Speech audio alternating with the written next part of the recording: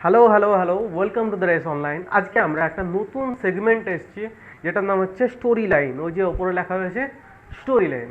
এই story line সেগমেন্টে আমরা লাইফ সায়েন্সে যে দারুণ দারুণ ইন্টারেস্টিং যে গল্পগুলো রয়েছে এই গল্পগুলোকে খুঁজে বের করে এনে এইখানে একটার পর একটা এপিসোডে সাজিয়ে রাখবো। ইন্টারেস্টিং লাগছে? খুব ইন্টারেস্টিং জায়গাটা। এই স্টোরিগুলো প্রত্যেকটা স্টোরি প্রচণ্ড ইন্টারেস্টিং। আর সেই জন্য তাড়াতাড়ি এক্ষুনি যেটা করতে হবে সেটা হচ্ছে সবার সঙ্গে শেয়ার করতে হবে। সে সায়েন্সে পড়ুক, সায়েন্সে না পড়ুক, লাইফ সায়েন্সের ধারে কাছেও না আসুক, কিন্তু তার এগুলো জানা দরকার, তার এই স্টোরিগুলো জানা দরকার, তার জীবনের সঙ্গে এই আবিষ্কারের গল্পগুলো বা এই বিভিন্ন তত্ত্বগুলো জানা দরকার, সবার জানা দরকার। তাই এটা সবার সঙ্গে শেয়ার করা যায় আর সবার এটা সমান ইন্টারেস্টিং লাগবে। তো আজকের যে আমরা গল্পটা বলবো, আজকে আমাদের যে গল্পর যে এপিসোডটা রয়েছে এই এপিসোডটা হচ্ছে অরিজিন অফ লাইফের নিয়ে। জীবন কিভাবে উৎপত্তি হয়েছে তার যে সমস্ত গল্পগুলো আছে, একটা গল্প নেই যেটা আমরা বইতে পড়ি যতটুকু সেইটুকু কিন্তু আমাদের গল্প নয়, তার থেকে বাইরে অনেক গল্প আছে, তার বাইরে অনেক গল্প আছে। সেই সমস্ত গল্পগুলো আজকে আমরা এইখানে বলবো। ঠিক তো? রেডি? গল্প শুনতে রেডি? এটা অনেকটা সেই সানডে সাসপেন্সের মতো, অনেকটা সানডে সাসপেন্সের মতো গল্প। এগুলোও গল্প, এবং এই গল্পগুলোর থেকে আমাদের অনেক জ্ঞান পাওয়া যায়। এগুলো এমন একটা গল্প যেগুলো এন্টারটেন তো আমাদের করেই, তার সঙ্গে অনেকটা জ্ঞান পাওয়া যায়। তো আমরা বইতে ক্লাস 10-এ এবং ক্লাস 12-এ আমাদের এই পোর্শনটা রয়েছে অরিজিন অফ লাইফ, এবং সেইখানে আমরা খুব অল্প কিছু জায়গা, অল্প কিছু অংশ আমরা পড়ি, অল্প কিছু গল্প আমরা জানি, কিন্তু সেটার বাইরে আরও অনেকটা গল্প রয়েছে। সেই আরও অনেকগুলো গল্প যেগুলো রয়েছে সেই অনেকগুলো গল্প আমরা এই স্টোরি লাইন সেগমেন্টে, স্টোরি লাইনের এপিসোডে জানব। তো প্রশ্নটা হচ্ছে যে আমাদের পৃথিবীতে জীব কিভাবে উৎপত্তি হয়েছে, পৃথিবীতে জীবনের উৎপত্তি কিভাবে হয়েছে, পৃথিবীতে জীবন এসছে কিভাবে, সেটার জন্য অনেকে অনেক ধরনের গল্প দিয়েছে। সেটার জন্য অনেকে অনেক ধরনের গল্প দিয়েছে। তো প্রথম যে গল্পটা আমাদের জীবনের উৎপত্তি নিয়ে আছে সেটা হচ্ছে, সেই গল্পটার নাম হচ্ছে theory of special creation. Theory of special creation. ও তার আগে এইখানে আমরা স্লাইডে আমাদের যেটা দেওয়া রয়েছে সেটা হচ্ছে এই প্রশ্নটাই তোলা হচ্ছে যে আমরা যে তৈরি হয়েছি, আমাদের যে উৎপত্তি হয়েছে, এই উৎপত্তিটা কোথার থেকে? উৎপত্তিটা আমাদের কোথার থেকে? আমরা কোথা থেকে এসেছি? আমরা কোথা থেকে এসেছি? আমাদের বিভিন্ন আমরা ফসিলস দেখতে পাই, বিভিন্ন ধরনের জীব জন্তু গাছপালার ছবি দেখতে পাই, আঁকা রয়েছে, ছাপ রয়ে গেছে। সেই ছাপগুলো কোথার থেকে আসছে? শুরু কোনটা? কোন জীবটা প্রথম তৈরি হয়েছে? এই সমস্ত গল্প কি আমরা জানি? প্রথম জীব কিভাবে তৈরি হয়েছে এই সমস্ত গল্প কি জানি? সেই গল্প নিয়েই আমাদের এই এপিসোডটা। তো প্রথম যদি আমরা গল্পে যাই, তো প্রথম গল্প যে জীব কিভাবে উৎপত্তি হয়েছে এই গল্পটা দেওয়া হয়েছে বিশেষ সৃষ্টি তত্ত্ব বা theory of special creation. Theory of special creation মানে কি? মানে একটা স্পেশাল কোনো এনার্জি, একটা স্পেশাল এনার্জি, সেই এনার্জিটা আমাদের পুরো পৃথিবীর সমস্ত জীবকে তৈরি করেছে। মানে আমাদের একটা পৃথিবী ছিল যেখানে আগে কোনো জীব ছিল না, নিয়ে একদিন হঠাৎ করে একটা স্পেশাল এনার্জি, যেটাকে সেই সময় এই তত্ত্ব যেটা দিয়েছেন, এই তত্ত্বটা দিয়েছেন যিনি, তার নাম হচ্ছে ফাদার সোরাস। SOURAZ, Soros. তো ফাদার সোরাস যিনি রয়েছেন তিনি হচ্ছেন একজন, অবশ্যই ফাদার থেকে বুঝতেই পারছো যে ফাদার মানে হচ্ছে তিনি চার্চের পোপ। তো চার্চের ফাদার কি বলবে? যে আমাদের সময়কে, আমাদের পৃথিবীর সমস্ত জীবকে তৈরি করেছে গড। 7 দিনের মাথায়, এই তত্ত্বটা হচ্ছে যে 7 দিনের মাথায় গড নিজে সমস্ত জীবকে, সমস্ত উদ্ভিদকে, সমস্ত প্রাণীকে, সমস্ত ব্যাক্টেরিয়া, সমস্ত যত যা কিছু আছে সবাইকে সৃষ্টি করেছে 7 দিনের মাথায়। এটা খ্রিস্টান থিওরি, সেই জন্য ওরা গডের কথা বলছে। আমাদের হিন্দু মতে একই ধরনের গল্প আছে, যেটা বলা হচ্ছে যে 7 দিনের মাথায় আমাদের ব্রহ্মা সমস্ত জীবেদের সৃষ্টি করেছে আর বাকি সব কিছুকে বিশ্বকর্মা তৈরি করেছে। এই তো এই গল্প আমাদেরও রয়েছে। সিমিলারলি মুসলিম ধর্মে রয়েছে 6 দিনে। মুসলিম ধর্মে বলা হচ্ছে যে আল্লাহ 6 দিনের মধ্যে সমস্ত জীবেদের, সমস্ত উদ্ভিদেদের তৈরি করেছেন। ঠিক? তো এই জিনিসটা হচ্ছে থিওরি অফ স্পেশাল ক্রিয়েশন। এবার যদি এটা হয় তাহলে যখন আমরা ফসিলস পাচ্ছি, তখন ডাইনোসরের ফসিলস পাচ্ছি, ডাইনোসরটা এখন কেন নেই? সবাই তো একসঙ্গে সৃষ্টি হয়েছে, পৃথিবীতে যত যা জীব সবাই একসঙ্গে সৃষ্টি হয়েছে, এবার ডাইনোসরটা এখন নেই আর আমরা এখন আছি কেন? এই ধরনের গল্প কেন? এত ধরনের ফসিল যারা হয়ে গেছে, যে সমস্ত প্রাণীরা হয়ে গেছে, যারা বেশ কিছু প্রাণীদের এখন আমরা দেখতেই পাই না। প্রচুর প্রাণী আছে, প্রচুর উদ্ভিদ আছে যাদের আমরা দেখতে পাই না। সেই সমস্ত উদ্ভিদগুলো আছে কেন? তাদের ফসিলস আমরা দেখতে পাচ্ছি, তাদের অরিজিনালি পাচ্ছি না কেন? সবাই তো ভগবান তো সবাইকে একসঙ্গে সৃষ্টি করেছে। তখন বোঝা যাচ্ছে যে না, তখন কিছু মানুষ বলছে যে না, এইটা হতে পারে না। এবার ডাইরেক্টলি কেউ বলতেও পারবে না, ডাইরেক্টলি তো আমি বলতে পারবো না যে না ভগবান সৃষ্টি করেনি। যেই বলবে ভগবান সৃষ্টি করেনি, তখনই ভগবানের যে লোকজন আছে, ভগবানের লোকজন তো আছে, যারা ভগবানকে অনেক বেশি মানে, পুরোহিতরা, চার্চের পোপরা, চার্চের ক্যাথলিক, যে সমস্ত যারা ভগবানকে দেখিয়ে খাচ্ছে, অবভিয়াসলি এটা বাস্তব কথা।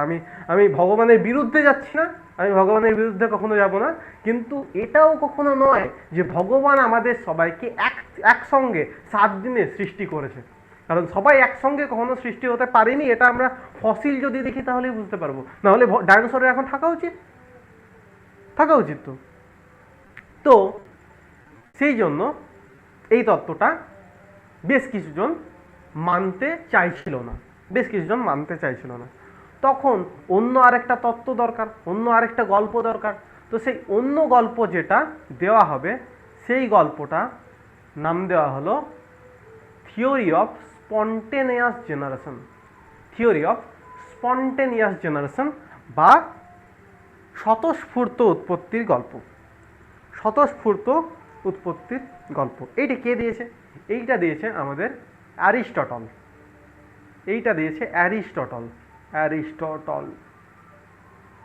আর কত সালে দিয়েছে? অ্যাপ্রক্সিমেটলি 300 to 400 BC, 300 থেকে 400 বিফোর ক্রাইস্ট, যীশু খ্রিস্টের জন্মের 300 থেকে 400 বছর আগে, যীশু খ্রিস্টের জন্মের 300 থেকে 400 বছর আগে অ্যারিস্টটল এই গল্পটা দিয়েছে, যে বলা হচ্ছে যে পৃথিবীতে জীবেরা নিজে নিজেই তৈরি হয়ে গেছে।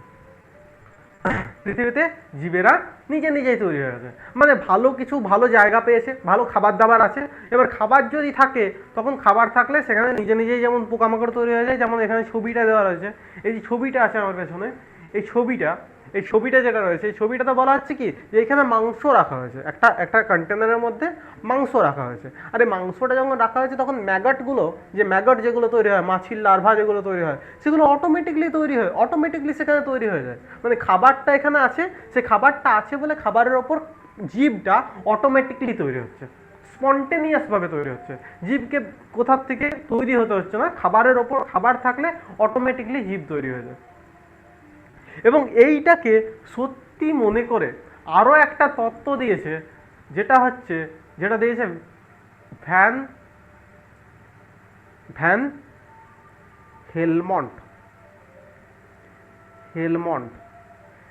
হেলমন্ট নামে একজন বিজ্ঞানী দিয়েছেন একটা বিশেষ তত্ত্ব। এদের বিজ্ঞানী বলা ঠিক হবে না, সেই সময় দার্শনিক বলতে হবে, যেটা হচ্ছে রেসিপি অফ মাইস। তো রেসিপি অফ মাইস মানে ইঁদুর তৈরি হওয়ার রেসিপি। এই রেসিপিটা কি বলা হচ্ছে তুমি কোনো যদি অন্ধকার ঘরের মধ্যে বা অন্ধকার কোনো স্যাঁতস্যাঁতে জায়গার মধ্যে, অন্ধকার জায়গা হতে হবে, স্যাঁতস্যাঁতে জায়গা হতে হবে, আর সেইখানে একটা ঘামে ভেজা জামা বা ঘামে ভেজা কাপড়ের মধ্যে কিছুগুলো গমকে বেঁধে আর যদি রেখে দাও 21 দিনের জন্য, অন্ধকার স্যাঁতস্যাঁতে জায়গা, হতে হবে, আর্দ্রতা থাকতে হবে, ঘামে ভেজা জামা হতে হবে, এবং সেটার মধ্যে কিছুগুলো গম মানে খাবার, ইঁদুরের খাবার রাখতে হবে। 21 দিনের জন্য ওই ঘরটাকে খোলা চলবে না, ওই জায়গাটাকে দেখা চলবে না, ওই ঘরটার মধ্যে আলো ফেলা চলবে না। তবে সেই জায়গাটাতে অটোমেটিকলি ইঁদুরের বাচ্চা তৈরি হয়ে যাবে, সেই জায়গায় অটোমেটিকলি ইঁদুরের বাচ্চা তৈরি হয়ে যাবে। এটা হচ্ছে ভ্যান হেলমন্টের রেসিপি অফ মাইস, যেখানে বলা হচ্ছে যে খাবার যদি রাখা হয় এবং উপযুক্ত পরিবেশ যদি রাখা হয়, যদি খাবার রাখা হয় আর উপযুক্ত পরিবেশ রাখা হয়, তাহলে সেখানে অটোমেটিকলি জীবেরা সৃষ্টি হয়ে যায়। এবার এটাও কি সত্যি হতে পারে? এখন আমরা অনায়াসে বুঝতে পারছি যে ওইখানটাতে ভালো জায়গা যদি থাকে, থাকার মতো জায়গা যদি থাকে, আর খাবারও যদি রেখে দেওয়া হয়, তাহলে ইঁদুর তো আসবেই, আর এসে তো ডিম পারবেই, মানে বাচ্চা দেবেই।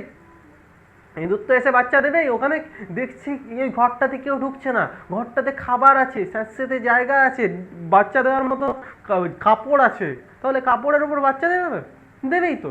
এখানে যদি আমরা 21 দিন পর আসি, তাহলে ইঁদুরের বাচ্চাই তো দেখতে পাবো।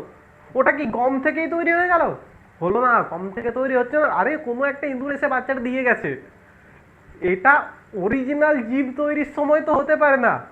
অরিজিনাল জীব যখন তৈরি হচ্ছে, যখন পৃথিবীতে কোনো জীব নেই, সেখানে এসে কে কে জীবটাকে ছেড়ে যাবে খাবার থাকলে? তার মানে অরিজিনাল জীব তৈরির সময় এটা হতে পারে না। আর এইটাকে ভুল প্রমাণ করার জন্য, এই স্বতঃস্ফূর্তভাবে উৎপত্তি, থিওরি অফ স্পন্টেনিয়াস জেনারেশনকে ভুল প্রমাণ করার জন্য বেশ কিছু বিজ্ঞানী এসে কাজ করেন, প্রমাণ করে দেখান যে এইটা আসলে ভুল, এই গল্পটা আসলে পুরোপুরি গল্প, মানে পুরোপুরি গাঁজাখুরি গল্প। তো সেই গাঁজাখুরি গল্প প্রমাণ করার জন্য প্রথম যিনি আসেন, তার নাম হচ্ছে ফ্রান্সিসকো রেডি। এখানে রয়েছে ফ্রান্সিসকো রেডির কাজ হচ্ছে এটা। এখানে কি বলছে যে এইখানে প্রথম যে কন্টেনারটা রয়েছে, এই কন্টেনারটাতে যদি আমরা মাংস রাখি, তাহলে অটোমেটিকলি ম্যাগাটস আসছে, এখানে ম্যাগাটস রয়েছে, ম্যাগাটস আসছে। কিন্তু এইটা যদি আমরা কর্ক দিয়ে যদি ঢাকা দিয়ে দিই, এটা যদি এই কন্টেনারটা যদি কর্ক দিয়ে ঢাকা দিয়ে দিই আর গরম করে দিলে আর এটার মধ্যে কোনো ব্যাকটেরিয়া বা ম্যাগাটসের যে লার্ভাগুলো সেগুলো নেই, তাহলে তারপর কর্ক দিয়ে যখন ঢাকা দিয়ে দিচ্ছি, তখন কোনো মাছি এসে এটার মধ্যে ডিম পারতে পারছে না, কোনো লার্ভা রেখে যেতে পারছে না। তার মানে এটা এখন ফ্রেশ থাকবে, আর এটার মধ্যে ম্যাগাটস হবে না। তখন আবার ঝামেলা, বলছে তুমি কর্ক দিয়েছো মানে ওইটা তুমি ঈশ্বরিক যে এনার্জি, যে স্পন্টেনিয়াস জেনারেশনের জন্য তো কারো একটা এনার্জি লাগবে, সেইটাকে তুমি আটকাচ্ছ। বলছে তুমি কন্টেনারটাকে কর্ক দিয়ে চাপা দিয়ে দিচ্ছ, সেই জন্য বাতাসের সঙ্গে ওটার কোনো সংস্পর্শ থাকছে না। তাহলে বাতাসের সঙ্গে যদি সংস্পর্শ না থাকে, তখন তো হবে না। তো বলছে ঠিক আছে, যাও, কর্ক আমি দেবো না, তাহলে কি করব, এই কন্টেনারটাকে গরম তো করা হলো, গরম করার পর এইটার উপর একটা কাপড় দিয়ে দেওয়া হলো। এবার কাপড় যদি দিয়ে দেওয়া হয়, কাপড় ভেদ করে বাতাস যেতে পারবে, কিন্তু ব্যাকটেরিয়া, ম্যাগাটস এরা যেতে পারবে না। ম্যাগাটস, মাছিগুলো যেতে পারবে না, মাছি ডিম পারতে পারবে না। তাহলে ম্যাগাটস হবে কি করে? তাহলে হবে না। এই জিনিসটা প্রমাণ করলেন যে তাহলে এইটা আসলে কি হচ্ছিল, খাবারটা যখন রাখা হচ্ছিল, মাংসটা যখন রাখা হচ্ছিল, তখন ওইখানে মাছি গিয়ে বসছিল, মাছি গিয়ে ডিম দিচ্ছিল, এবং সেই ডিম ফুটে ম্যাগাটসগুলো হচ্ছিল, লার্ভাগুলো হচ্ছিল। এইটা প্রমাণ করলো ফ্রান্সিসকো রেডি। আর একইভাবে সেই সময় আরেকজন এসেছিলেন, অন্যদিকে কাজ করলেন এবং এই জিনিসটাকে ভুল প্রমাণ করলেন, যার নাম হচ্ছে লাজারো স্প্ল্যানজানি। তিনি মাংসের ওপর না করে তিনি করলেন মাংসের ঝোলের ওপর, একটা ব্রথের ওপর, যেটা তরল খাবার। এটা মাংসের ঝোল হতে পারে, যে কোনো ঝোল টাইপের খাবার, ব্রথ, তরল খাবার। এই তরল খাবারটাকে প্রথমে গরম করা হলো, গরম করার পর সেটাকে ঢাকা দিয়ে দেওয়া হলো, সেটাকে কর্ক দিয়ে আটকে দেওয়া হলো, ঢাকা দিয়ে দেওয়া হলো। যখন এই ক্যাপ লাগিয়ে দেওয়া হলো, তখন আর এটা পুরোপুরি ক্লিয়ার থাকছে, এটার মধ্যে কোনো ব্যাকটেরিয়া আসছে না। আর ক্যাপটা যদি খুলে দেওয়া হয়, তাহলেই ব্যাকটেরিয়া আসবে, তাহলেই অন্য সমস্ত জিনিসপত্রগুলো আসবে। তাহলে এখানে কোনো আসছে না, এটা ক্লিয়ার, কোনো গ্রোথ নেই। তার মানে এখানেও বলা হচ্ছে যে খাবার থাকলেই আর এনভায়রনমেন্ট থাকলেই অটোমেটিকলি জীবেদের উৎপত্তি হয় না। তাহলে কি করে হয়? জীবেরা এসে ডিম পেড়ে দিয়ে যাচ্ছে, সেই জন্য আমরা ওটাকে দেখতে পাচ্ছি। যদি আমরা ঢাকা দিয়ে দিই খাবারটার উপরে, তাহলে আর অটোমেটিকলি জীব তৈরি হবে না। তাহলে অটোমেটিকলি জীব তৈরি হয় না, এই গল্পটাকে ভুল প্রমাণ করা তো হলো। আচ্ছা, এখনো পর্যন্ত ঢাকা দেওয়া হলো। এবারও বলা হচ্ছে যে তোমরা দুজনই, ফ্রান্সিসকো রেডি আর স্প্ল্যানজানি, দুজনই ঢাকা দিয়ে দেওয়া হচ্ছে, সেই জন্য কানেকশনটা কেটে যাচ্ছে, কানেকশনটা হচ্ছে না। বাতাসের সঙ্গে খোলা রাখতে হবে, বাতাসের সঙ্গে সংস্পর্শ রাখতে হবে। তখন লাস্ট এই জিনিসটাকে, থিওরি অফ স্পন্টেনিয়াস জেনারেশন স্বতঃস্ফূর্তভাবে তৈরির যে গল্পটা, এই গল্পটাকে ভুল প্রমাণ করা শেষ পেরেকটা যিনি গেঁথেছেন তার নাম হচ্ছে লুই পাস্তুর। লুই পাস্তুর কি করলেন? লুই পাস্তুর একই রকমভাবে একটা তরল খাবার এখানে আনলেন, তরল খাবার এনে আর সেইটাকে রাখলেন একটা সোয়ান নেক ফ্লাস্কের মধ্যে। এইখানে একটা ফ্লাস্ক রয়েছে, যে ফ্লাস্কটার নাম হচ্ছে সোয়ান নেক ফ্লাস্ক। সোয়ান নেক মানে রাজহাঁসের গলার মতো ফ্লাস্কটা। এই ফ্লাস্কের যে মাথাটা, এই মাথাটা হচ্ছে রাজহাঁসের গলার মতো। এবার এই রাজহাঁসের গলার মতো একটা ফ্লাস্ক, এই ফ্লাস্কটার মধ্যে বাতাসের কোনো কানেকশনও ব্রেক করা হয়নি। আগুন দিয়ে এটাকে স্টেরিলাইজ করে দেওয়া হলো, মানে এর ভেতরে যত ব্যাকটেরিয়া ছিল সমস্ত ব্যাকটেরিয়াকে মেরে ফেলা হলো। এবার এইটাকে রেখে দেওয়া হলো নর্মাল কন্ডিশনে। তাহলে এটা এখন খাবারও আছে, ঠিকঠাক পরিবেশও আছে। তাহলে এখানে এবার ম্যাগটসদের আসা উচিত, এখানে ব্যাকটেরিয়ার গ্রোথ আসা উচিত, কিন্তু কোনো ব্যাকটেরিয়ার গ্রোথ আসছে না। মানে স্বতঃস্ফূর্ত উৎপত্তি হচ্ছে না, স্বতঃস্ফূর্ত জীবের উৎপত্তি হচ্ছে না। নিয়ে যখনই এই গলাটাকে ভেঙে দেওয়া হলো, তখন দেখা যাচ্ছে যে ব্যাকটেরিয়াগুলো এসে গেছে। আর একই রকমভাবে যখন এই তরলটাকে এই নিচে পর্যন্ত আনা হচ্ছে, তারপর যখন সোজা করে দেওয়া হচ্ছে, তখন ব্যাকটেরিয়াগুলোর গ্রোথ আবার হচ্ছে। অ্যাকচুয়ালি গল্পটা কি? গল্পটা হচ্ছে যে এই সোয়ান নেক এরকম বাঁকানো গলা, বাঁকানো রাস্তা যদি হয়, বাঁকানো রাস্তা দিয়ে ব্যাকটেরিয়া কখনো যেতে পারে না। ব্যাকটেরিয়া বাতাসের ওপর ভর করে যায়, কিন্তু বাতাস এখানে থাকলেও বাতাসটা তো আর ওইটার ভেতর দিয়ে একেবারে উড়ে যেতে পারছে না। যখন এই ব্যাকটেরিয়াগুলো কি হচ্ছে, ব্যাকটেরিয়াগুলো ঢোকার চেষ্টা করছে এবং এই সাইডটাতে লেগে থেকে যাচ্ছে, এই ভেতর পর্যন্ত যেতে পারছে না। তার জন্য এই নেকটাকে যখন এই পর্যন্ত আমরা আনছি, এই তরলটাকে যখন এই পর্যন্ত আমরা নিয়ে আসছি, তারপর আবার ঢোকাচ্ছি, তখন এইখানে যে ব্যাকটেরিয়াগুলো ছিল সেই ব্যাকটেরিয়াগুলো আবার ভেতরে ঢুকে গেল, আর ভেতরে ঢুকে গেল মানে ব্যাকটেরিয়াগুলো গ্রোথ তখন দেখা যাবে। তো এই জিনিসটার থেকে আমরা এই পর্যন্ত তো বুঝতে পারলাম যে জীব সৃষ্টি হবে একটা জীব থেকে। একটা আগের জীব ছিল, আগের ব্যাকটেরিয়া ছিল বা আগের মাছি ছিল, সেখান থেকে ম্যাগট সৃষ্টি হবে, সেখান থেকে নতুন জীব সৃষ্টি হবে। কিন্তু এখনো আমাদের এই গল্পটা ক্লিয়ার হলো না যে প্রথম জীব কোথার থেকে এসছে। এই গল্পটা আমরা এখনো ঠিকঠাক ক্লিয়ার করতে পারলাম না। 1862 সাল হয়ে গেছে আমাদের ইতিমধ্যে লুই পাস্তুর 1862 সালে এসে গেছেন। তিনি প্রমাণ তো করলেন যে জীব নিজে নিজেই সৃষ্টি হয়ে যায় না, কিন্তু এখনো জীব কিভাবে সৃষ্টি হয়েছে প্রথম, সেটা এখনো জানা গেল না।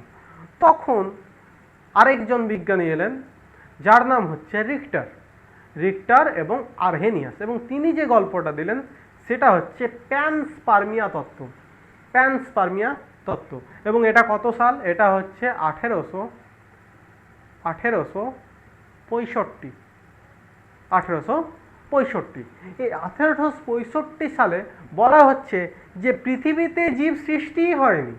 রিক্টার এবং আরহেনিয়াস বলছে যে পৃথিবীতে জীব সৃষ্টিই হয়নি। জীব কোথায় সৃষ্টি হয়েছে? জীব হয়েছে অন্য কোনো গ্রহে, জীব হয়েছে আমাদের আশেপাশের অন্য কোনো গ্রহে, এবং সেই অন্য কোনো গ্রহের থেকে একটা উল্কাপিণ্ড এসে পড়েছে পৃথিবীর মধ্যে। আর সেই উল্কাপিণ্ডর মধ্যে কিছু জীবের স্পোর ছিল, কিছু ছোটখাটো জীব ছিল। সেই জীবটার থেকে বাকি পৃথিবীর সমস্ত জীব সৃষ্টি হয়েছে। ये भी कोई मानने वाली बात है? আশেপাশের কোনো গ্রহে জীব সৃষ্টি হয়েছে, সেখান থেকে উল্কা উড়ে আসছে। এবার উল্কা যখন আসে, কত জ্বলন্ত উল্কাপিণ্ড হিসেবে আসে, সেইখানে কোনো জীব বেঁচে থাকতে পারে? প্রথম প্রশ্ন। দ্বিতীয় প্রশ্ন, যদি আশেপাশের অন্য কোনো গ্রহে জীব আছে, তাহলে আজকে এতদিন পর্যন্ত কোনো পৃথিবীর জীবের সঙ্গে আলাপ আলোচনা, কন্ট্যাক্ট করার চেষ্টা করলো না কেন? ওরা ওখান থেকে পৃথিবীতে উল্কা হয়ে চলে আসতে পারলো জীবের স্পোর্টটা, আর এখনো পর্যন্ত কন্ট্যাক্ট করতে পারছে না পৃথিবী এখন অন্য কোনো গ্রহের জীবকে দেখতে পেল না। এটা কিভাবে হয়? আর একবারই এসছে, আর পরে আর আসতে হয় না, পরে আর আসতে পারলো না একবারও? পৃথিবীতে আরও একবার আসতেই পারতো, কিন্তু আসেনি কেন? তার মানে এটাও ভুল। আর তারপরে আমরা এত যে গবেষণা চালাচ্ছি অন্য কোনো গ্রহে কিছু আছে কিনা, কোনো জীব আছে কিনা, এত সিগন্যাল পাঠানোর চেষ্টা করছি, কোথাও তো আমরা খুঁজে পাচ্ছি না, তাহলে আমাদের বিজ্ঞানীগুলো কি করছে? তার মানে এটাও পুরোপুরি ঢপের চপ, পুরোপুরি গল্প, তাই তো? তাহলে এটাও পুরোপুরি গল্প, থিওরি অফ প্যানস্পার্মিয়া পুরোপুরি গল্প। তারপর এলেন আমাদের বিশেষ একজন বিজ্ঞানী, যার নাম হচ্ছে, বিশেষ দুজন বিজ্ঞানী বলা উচিত, যাদের নাম হচ্ছে ওপারিন এবং হ্যালডেন। এবং এখান থেকে গল্পটা তোমরা মোটামুটি জানো, ক্লাস 10-এ রয়েছে, ক্লাস 12-এও রয়েছে। তো এখান থেকে গল্পটা একটু ছোট্ট করে বলে দেবো, এবার বাকিটা ছোট্ট করে দেবো, আগের গল্পগুলো মোটামুটি বড় ছিল। তো ওপারিন এবং হ্যালডেন কি বলছে? ওপারিন এবং হ্যালডেন বলছে যে এটা হচ্ছে কেমোজেনি, মানে রাসায়নিক বিবর্তনবাদ। মানে বিষয়টা কি হচ্ছে? বিষয়টা হচ্ছে যে পৃথিবীতে প্রচুর পরিমাণে রাসায়নিক আছে, কার্বন ডাইঅক্সাইড আছে, সেই সময় অক্সিজেন ছিল না পৃথিবীতে, প্রথম পৃথিবী যখন কোনো জীব ছিল না, সেই সময় প্রচুর পরিমাণে রাসায়নিক তো আছে, কার্বন ডাইঅক্সাইড তো আছে, মিথেন তো আছে, তো এই সমস্ত সায়ানাইড আছে। তো এই সমস্ত যে রাসায়নিকগুলো আছে, এই সমস্ত রাসায়নিকগুলো বিশেষভাবে যখন অগ্নুৎপাত হচ্ছে, যখন থান্ডারস্টর্ম হচ্ছে, বিদ্যুৎ পড়ছে, বিদ্যুৎ চমকাচ্ছে, তখন সেই শক্তি পাচ্ছে, সেই শক্তিতে নিজের ফর্মটা চেঞ্জ করছে, নিজের যে বন্ডগুলো আছে সেই বন্ডগুলো পাল্টাচ্ছে, নিয়ে নতুন নতুন আরও যৌগ তৈরি করছে। কিছু রাসায়নিক যৌগ আছে, সেই রাসায়নিক যৌগ থেকে নতুন নতুন যৌগ তৈরি করছে, এবং এই যৌগ তৈরি করতে করতে কিছু নতুন নতুন জৈব যৌগ তৈরি হয়ে গেল। এবং সেই জৈব যৌগগুলো কি কি? সেই জৈব যৌগ হতে পারে কার্বোহাইড্রেট, সেই জৈব যৌগ হতে পারে অ্যামাইনো অ্যাসিড, সেই জৈব যৌগ হতে পারে প্রোটিন, সেই জৈব যৌগ হবে লিপিড, সেই জৈব যৌগ হবে নিউক্লিক অ্যাসিড। এবং যখন এইগুলো তৈরি হবে তখন একসঙ্গে এগুলো দলা পাকানোর চেষ্টা করবে। আমরা জানি জল আছে, পুরো পৃথিবীর বেশিরভাগ জায়গাটা তখন জল, এবং এই জলের মধ্যে সমস্ত জৈব যৌগগুলো তৈরি হবে, গ্লুকোজ তৈরি হবে, নিউক্লিক অ্যাসিড তৈরি হবে, সমস্ত কিছু তৈরি হবে। আর জলের মধ্যে যখন তৈরি হবে লিপিড, যখন তৈরি হবে জলের মধ্যে লিপিড, যখন তৈরি হবে তেল, যখন তৈরি হবে, তেল তৈরি হয়ে পড়ছে। যখন জলের মধ্যে তেল থাকবে, আমরা যখন জলের মধ্যে তেল ফেলে দিই কি হয়? সমস্ত আশেপাশের তেলের কণাগুলো একসঙ্গে এসে জড়ো হয়ে যায়।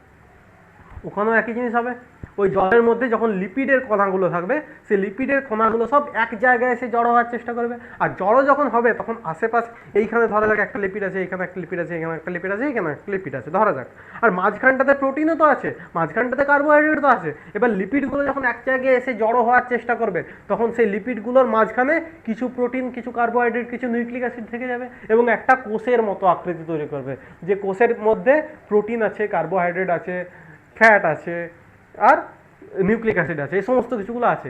এইগুলোকে আমরা প্রোটোবায়ন্ট বলে দিচ্ছি। এইগুলোকে আমরা একসঙ্গে এই কোষের মতো জিনিসগুলোকে বলে দিচ্ছি প্রোটোবায়ন্ট।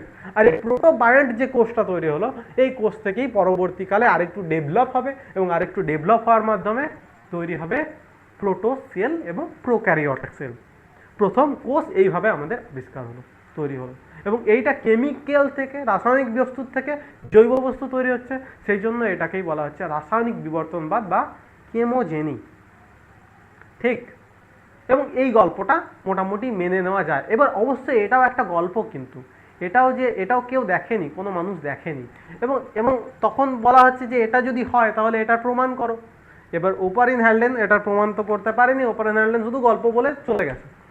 তারপর অনেক দিন পরে মিলার এবং উরে দুজন বিজ্ঞানী এসে একটা বিশেষ চেম্বার তৈরি করেছে। এই যে এখানে একটা বিশেষ চেম্বার তৈরি করেছে, এই চেম্বারটার মধ্যে দুটো ইলেকট্রোড রাখা হয়েছে, কারণ ইলেকট্রিকটাকে মিমিক করতে হবে। বেসিক্যালি এরা করার কি চেষ্টা করছে?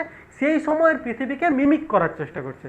সেই সময়ের পৃথিবীতে যেগুলো ঘটছিল সেই জিনিসটাকে এখানে ল্যাবরেটরিতে আর্টিফিশিয়ালি ঘটানোর চেষ্টা করা হচ্ছে। এবার এইখানে একটা ফ্লাস্ক রয়েছে, এই ফ্লাস্কের মধ্যে সেই সমস্ত গ্যাসগুলো রাখা হয়েছে, এগুলো তো তোমরা পড়েছো, যেটা হচ্ছে ammonia, H2 and CO2 carbon dioxide, methane, carbon dioxide না, CH4 আর NH3 হয়ে যাবে এটা। হ্যাঁ, আর তার সঙ্গে কি ছিল? তার সঙ্গে ছিল জল, H2O, তার সঙ্গে ছিল জল। এবং এই পুরো জিনিসটা একসঙ্গে ছিল, এবং একসঙ্গে এই ইলেকট্রোডগুলো প্রায় 6 মাস ধরে প্রায় 6 মাস ধরে এখানে ইলেকট্রিক স্পার্ক দেওয়া হয়েছে এইটার ভেতরে, এই ফ্লাস্কটার ভেতরে, এই সমস্ত গ্যাসেসগুলোকে নিয়ে। আর যখন 6 মাস ধরে এই ধরনের স্পার্ক দেওয়া হলো, তখন এখানে বেশ কিছু নতুন নতুন অ্যামাইনো অ্যাসিড তৈরি হলো, বেশ কিছু জৈব যৌগ অ্যামাইনো অ্যাসিড তৈরি হলো, যেগুলোর নাম হচ্ছে মেনলি সেই সময় যেগুলো পাওয়া গেছে সেটা হচ্ছে গ্লাইসিন এবং অ্যালানিন। এবং এই গ্লাইসিন অ্যালানিন অ্যামাইনো অ্যাসিড যখন তৈরি হলো, তার মানে জৈব যৌগ তৈরি হচ্ছে। তাহলে 6 মাসেই যদি দুটো জৈব যৌগ তৈরি হয়ে যায়, তার মানে পৃথিবীর মধ্যে তো কোটি কোটি বছর ধরে গেছে। তাহলে সেই কোটি কোটি বছর ধরে সমস্ত জৈব যৌগ তো তৈরি হয়ে কোষ তৈরি হতেই পারে।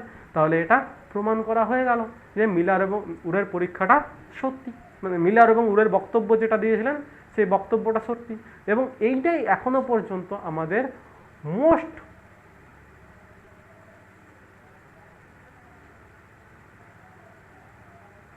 Trusted theory.